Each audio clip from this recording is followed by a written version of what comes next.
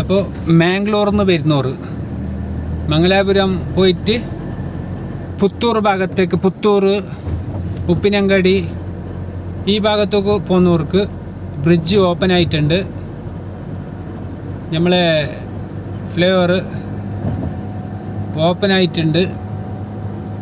അപ്പോൾ ഒരു ട്രാഫിക്കും ഒന്നുമില്ലാതെ നമ്മളെ നർഹാരി പർവ്വത മറ്റേ ഇതുണ്ടല്ലേ, ആർന്ന് തൊട്ട്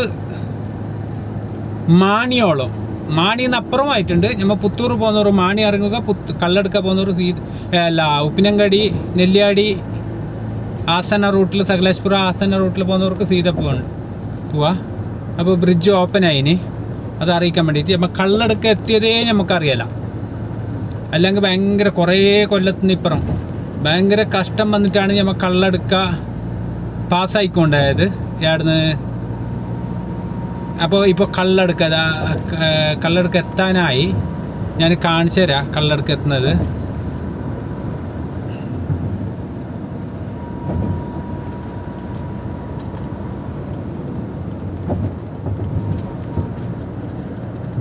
രണ്ട് സൈഡും, അത് അപ്പുറത്തെ സൈഡും ഓപ്പൺ ആയിട്ടുണ്ട്, ഇപ്പുറത്തെ സൈഡും ഓപ്പൺ ആയി.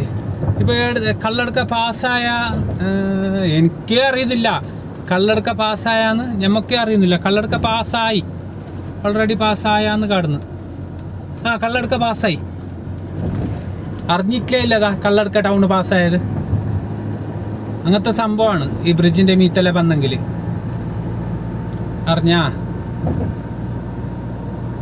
മംഗലാപുരം വരുന്നൂറ് ബീച്ച് റോഡ് കഴിഞ്ഞിട്ട്, ആ ബീച്ച് റോഡ് കഴിഞ്ഞിട്ട് നമ്മളെ ബ്രിഡ്ജ് നേത്രാവതി പാല അത് ഇതെല്ലാം കഴിഞ്ഞിട്ട് മീത്തക്ക് കയറിയെങ്കിൽ പിന്നെ സംഭവം അറിയുന്നില്ല നമുക്ക് എത്തിയത്. ഇപ്പം കള്ളെടുക്ക പാസ്സായത് ഞാൻ പോലും അറിഞ്ഞിട്ടില്ല.